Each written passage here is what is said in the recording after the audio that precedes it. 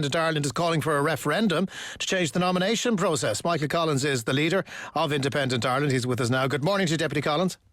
Good morning, Johnson. What would that change look like? Well, we do need change. This is an outdated system that's in place. It didn't include MEP, so it could have been prior to our involvement in the European Union. That's one of the proposals we're putting before the change that we want. And we want to include our MEPs in Ireland to have a vote in relation to who could be a presidential candidate in this country. We also need to look at the outdated system that's working in relation to the councils, because many councils were blocked. Now, I have no issue. Democracy to me is if you have a candidate and you propose a candidate and the candidate doesn't win at council level, that's democracy. But if you have a candidate already selected through the Oireachtas and you're blocking every process you can at council level, that's an affront to democracy. Yeah. Unfortunately, this is what happened. I'm not picking any individual candidate with Marie Steen, yes, but others as well. Now, you do have the regulation. We fully understand that, because you cannot have some of the candidates. I agree. It's not going to be a free-for-all, and to be fair, that's not what you're advocating for. But Michael Collins, how much damage did Independent Ireland do to Maria Steen's candidacy by waiting as long as he did to endorse her? If you gave her those 4 votes last week, it would have been easier, I would argue, for her to make up the ground in the meantime. You left it lastminute.com, and now you're complaining that she didn't get on the ticket. No, as I said, it's just not for Marie Steen. There was other credible candidates too that could have got on the ticket. I think we were probably the only party in the country that made it very clear from the word go.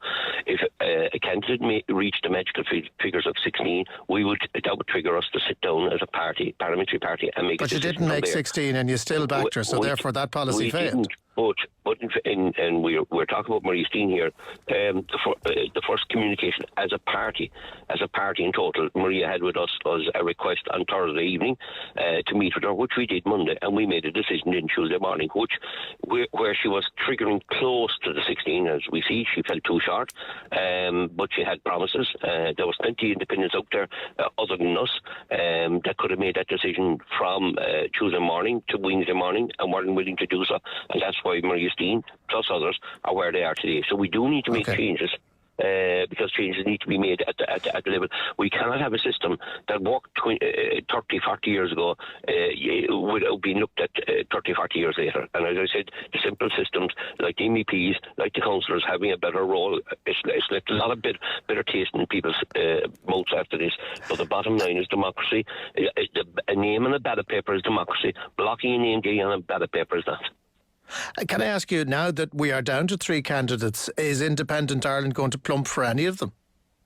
At this present time, I think, talking to my colleagues, we need to sit down and see who's going to, I suppose, put up kind of a better stand for the ordinary people out there. You know, I did mention that the presidency needs to be a voice for the voiceless people, and that's been asked, who are they? The people that today that are going to work, who are suffering in the morning, with figuring out, have they enough food, have they enough money for food, have they a house to go to tonight? How can the president in the role that is currently there do anything for those people?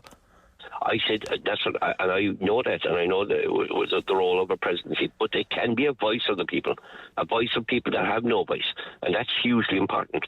And that's what I asked Marie Steen when I met her Monday night. Would she be a voice for those voiceless people? The people are caught in a trap of cost of living. People have no homes, and she assured us she would. So you want an opposition in the Áras as opposed to a president?